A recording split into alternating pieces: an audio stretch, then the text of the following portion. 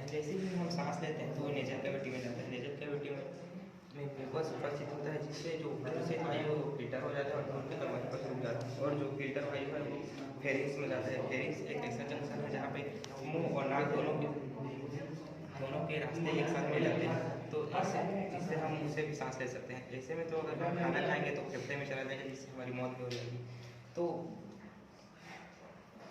तो इसके नीचे एपिग्लोटिस नामक वॉल्व पाया जाता है। जब जैसे ही हम खाना खाते हैं तो उसके दबाव से ये फेफड़े का रास्ता जो है ब्लॉक हो जाता है और खाना की स्टमक वाले नली में चला जाता है। और जैसे ही हम सांस लेते हैं तो ये वॉल्व खुल जाता है और फेफड़ों में ऑक्सीजन चला जाता है। और इससे नीचे लेरिंग्स होता है, ये हमारा वॉइस बॉक्स है। इसकी सहायता से हम बोल सकते हैं, तरह तरह की आवाज़ निकाल सकते हैं।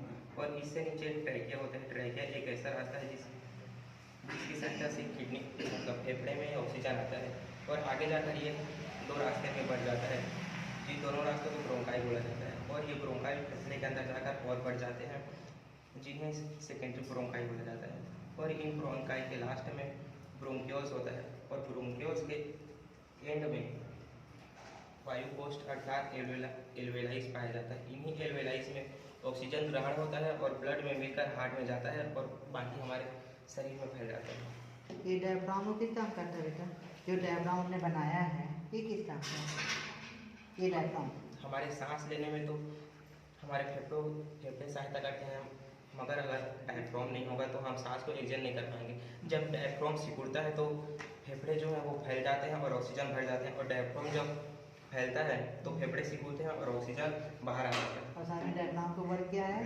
श्वसन तंत्र अपान तंत्र अलग करने का। थोड़ा सा फुला के दिखा दो। करके दिखो।